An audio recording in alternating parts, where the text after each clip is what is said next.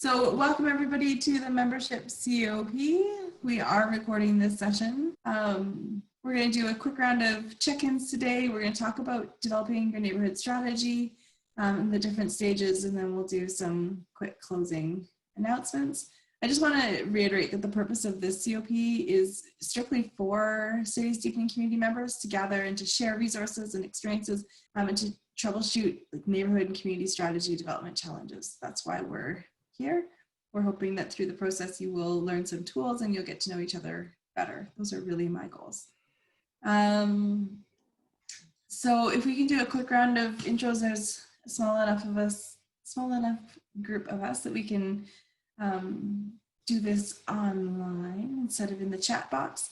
You can just let us know your name, your location, your organization, and what goal you want to achieve with membership. Like what has drawn you to membership? What is the goal that you're hoping to accomplish? For those of you I haven't met, which I think I've met everybody, I am Glenda.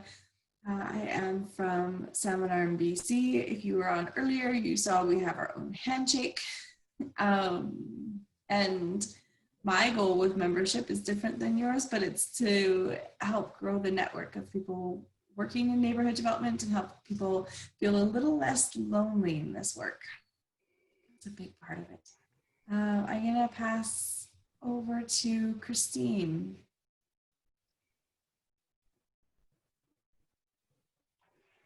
Hello everyone, my name is Christine. I'm based in Nelson, BC. We don't have a secret handshake, but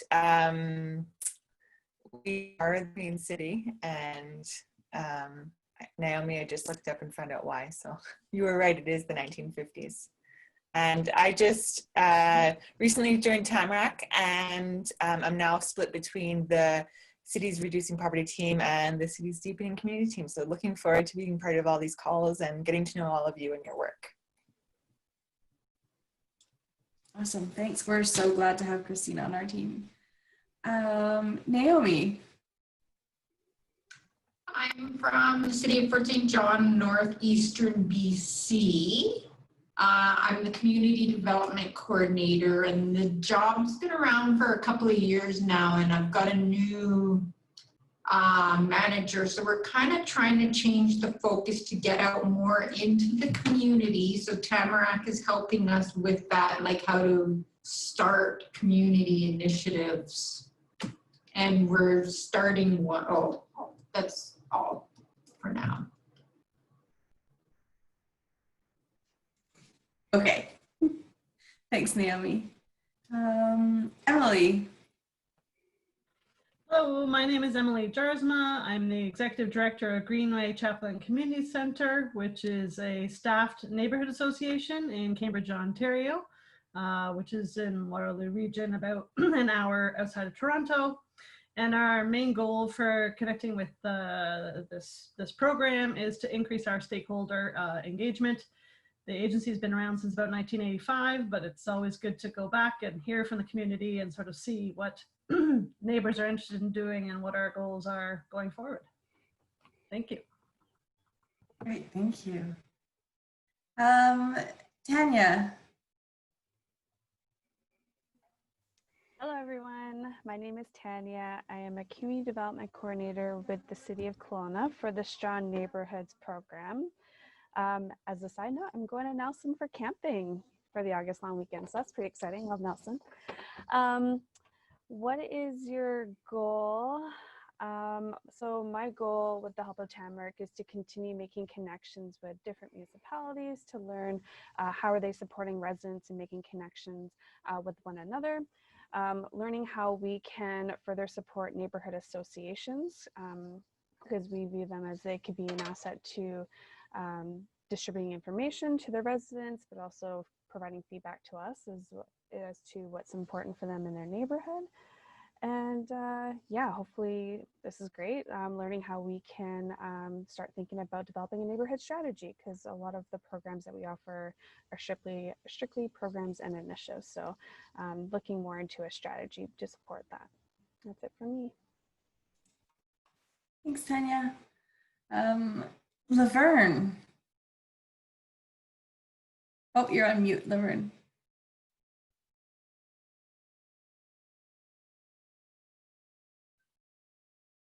Still on mute. Unmute. Here. There we go. There we go. Laverne Booth. I live in Crawford Bay, which is right in southeastern BC between the East and West Kootenays on Kootenay Lake. I'm doing a project of an age-friendly assessment for our regional district.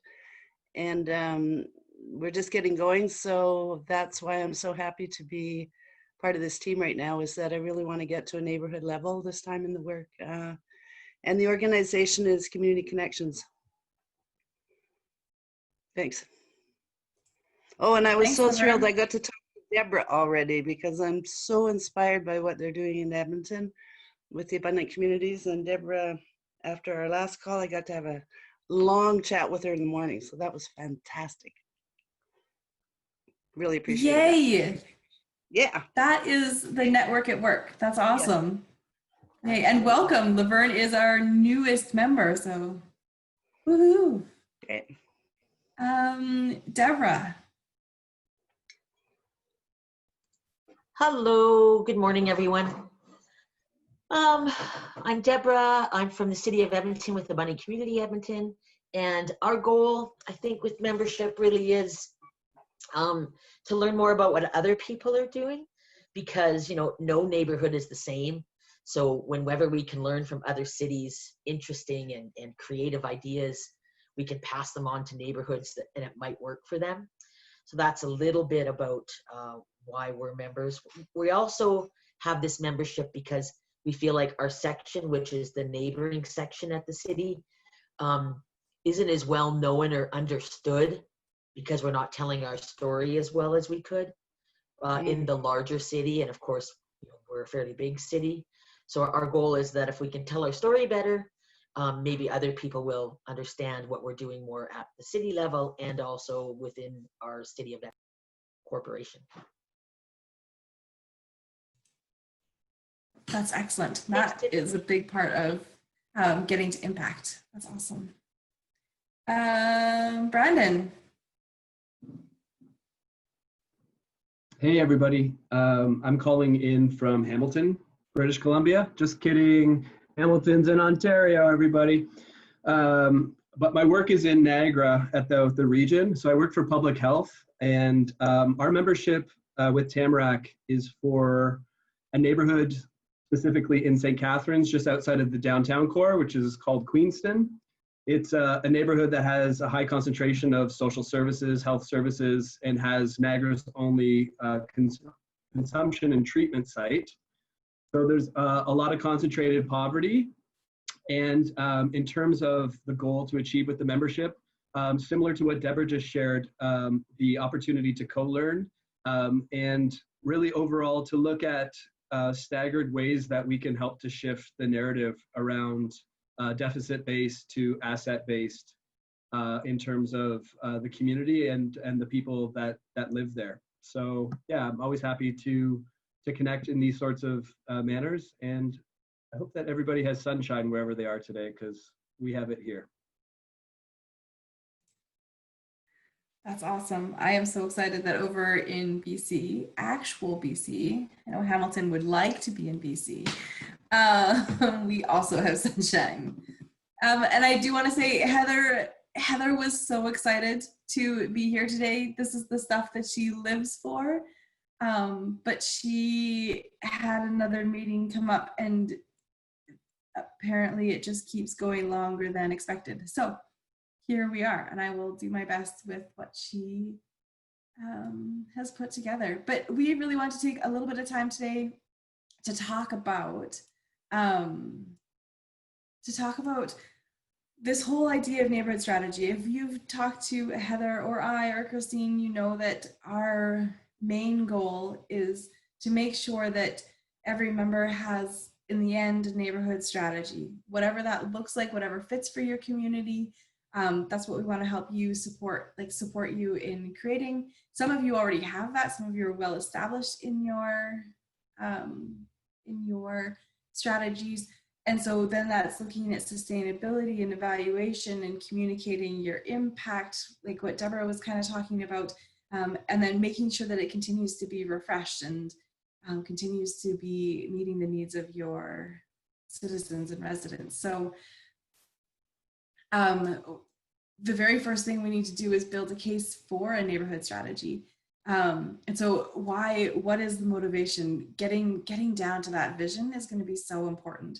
And then looking out, doing a community scan as you talk to residents and talk to neighborhood organizations and groups to determine the scale of strategy and if there's support and potential champions. Are you looking at working with just one neighborhood in particular, like Brandon was talking about? Are you looking at more like what Tanya was talking about, the whole neighborhood? Also, like, yeah, so what is the different scale? What is that going to look like? Those are the kinds of pieces that you're going to want to really consider as you get started. And then to really understand what is the level of resident support for the potential neighborhood strategy? Who is interested in doing this work? Who do they think it's a worthwhile time, a worthwhile venture? And so just getting your finger on the pulse is going to be really important as you start to engage the stakeholders. And then once you kind of have had those conversations, you've gone out and you've had, I always talk about 100 cups of coffee before you start any project. Is go out, have a cup of coffee, learn from people, find out who else you need to be talking to, and then going and having that cup of coffee or having that virtual meeting as we're doing now because of COVID, but who needs to be in the conversation? And then once you kind of get a sense of that and start to grow that momentum, then you have a chance to build a leadership team and to put together a leadership team that is diverse and represents the neighborhood or the community that you're hoping to support through this neighborhood strategy. So as you think about creating that neighborhood strategy and creating that leadership team, this is one of the most important things that you're going to want to do. So there is no one size fits all.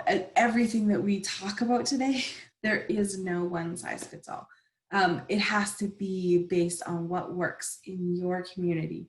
And we know that each community is different, but there are some things that are similar. And so those are the kinds of things that we want to share. So it's all about understanding who needs to be at the table, who is at the table, and then what role do they play in achieving the collective goals and deciding on the right type of structure to achieve the outcomes that you're setting forward.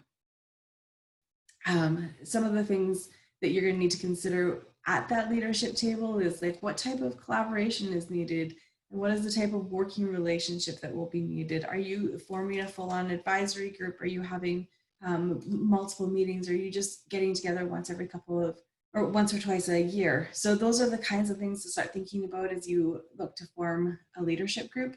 And making sure that there's commitment from the members, but also from the organizations that they come from, so that it's not just the one person making the difference. It is all about relationship, but you need to have the buy-in from the organizations. You want to make sure that you are really focusing on those relationships, actually. There's a lot to be said for the doing, but if the relationships need to be strong in order to move the work forward. And then to evaluate not just the work that you're doing out there, but also how the group is working together as themselves, right? Like, is our group functioning? Are we happy? Or are people burning out? Or are they leaving because there's a problem? So taking the time to do that evaluation and then to just keep going and keep building your group, maintaining your group, evaluating your group. It is cyclical. I don't know how to say that word apparently. But it's really important to just keep going back to the group and having those kinds of conversations to make sure that it's a healthy group. But super important to have a leadership group, because if you're doing it all on your own, that can be problematic. I think the next slide is pretty important. There are multiple ways of looking at what it could look like to have a leadership group. It could be about networking. It could just be making sure that everybody is coming together and they're having opportunities to have the conversations and do that kind of information exchange. That's kind of your first level of group. And then there's that coordination where, yeah, you've got the information exchange, but then maybe looking at, oh, okay, now that we're starting to understand each other's gifts, skills, abilities, talents, what we do really well, where we might struggle, maybe we can look at alternate activities and how do we partner on those so that some people, we can move out of what we're not doing very well so that somebody who is doing it well can do more of that. And then that kind of leads right into that cooperation. And then how do we share our resources so that we are, especially if you're looking at services and it may be gaps in service, how do we address those gaps in service using the existing assets that we already have? And then there's full collaboration, which is that information exchange, that alternate activities based on what we need, what the community needs, sharing resources, and then making sure that everything is mutually beneficial and everybody is winning all around. So those, I really love this visual of the collaborative continuum, and sometimes it just starts out as networking and you can grow from there. Once you have your leadership table, you really want to build your common agenda, and this is within the table, but it's also with your community. You want to make sure that you're on the same page with the community, and the only way you can do that is to go out and to hear from community, because again, there is no one size fits all. You're not going to say, okay, here's the survey that we send out to do community engagement for neighborhood strategies. That's just, it's not a thing. Every community is different. The questions that you're going to want to know from your community, but what you're trying to achieve in your community, all of those things are going to look different. And so to tell you what to do step by step is not going to work, but there are some questions that are common that you are going to want to address. So why are you engaging? Why are you bothering to go to the community right now anyway? People seem to be engaged out. So if you're going to go to the community, you need to be really clear about what you want to learn. And then be really clear about who you need to engage and at what level, because sometimes you can have multiple ways of engaging. And some people, it might be like the broad spectrum. Maybe you will do a survey. Maybe that's what makes the most sense. But then there might be an opportunity to do some like kitchen table talks or some focus groups or some different, like maybe it's an art exercise, whatever that looks like. Who do you need to learn the most from, and go from there? And who do you need to have some input from? I think those are the things to kind of think through.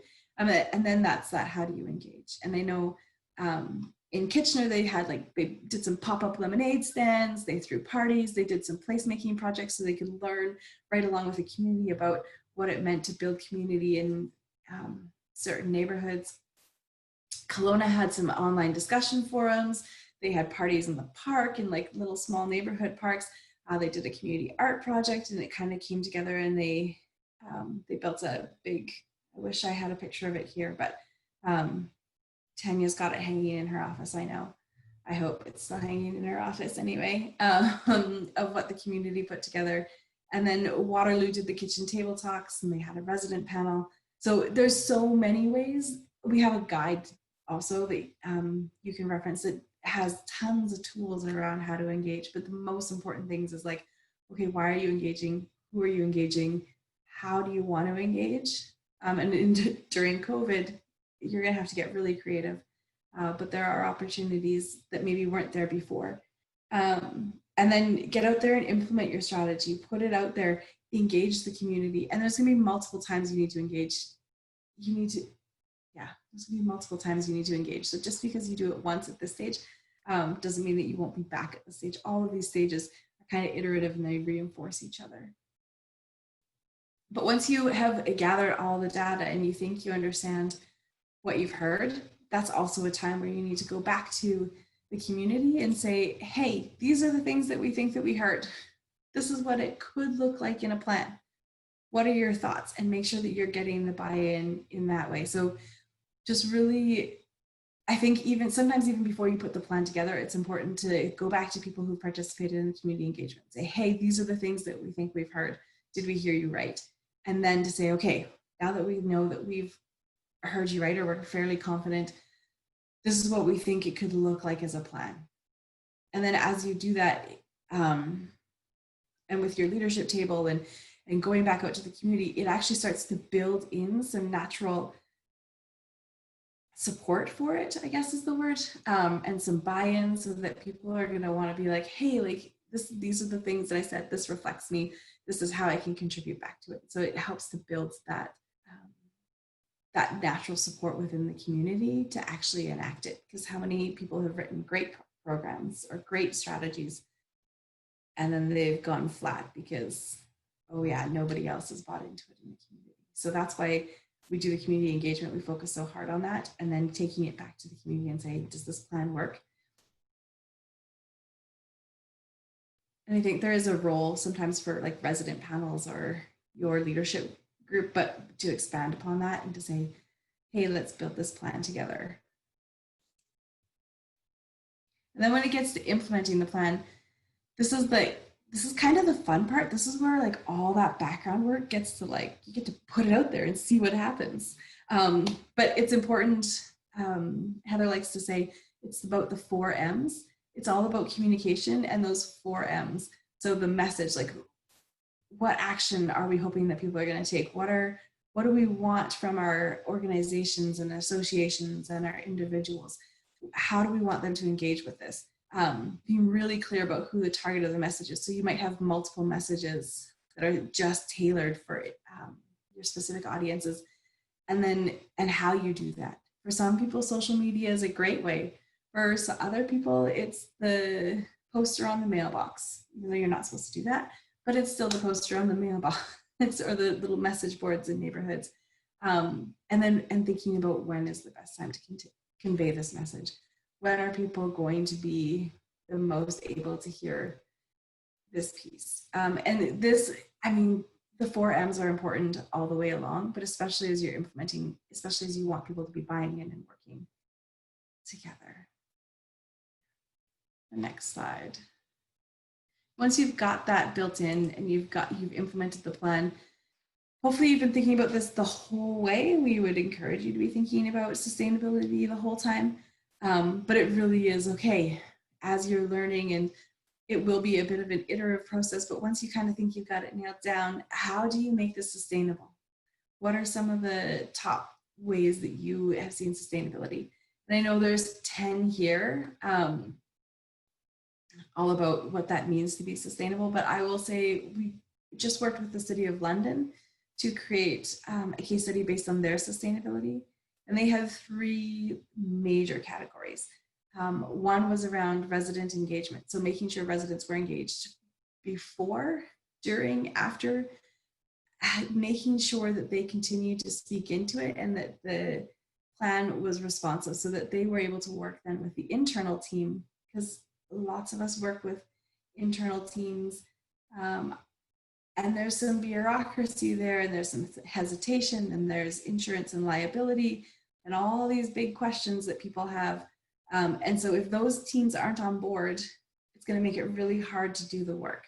But if it becomes part of how you do the work, and that's what London has done, is like just ingrain neighborhoods in how they work. In other strategies, they managed to put in how neighborhoods are supporting the work so that it's this mutual kind of reinforcing activities.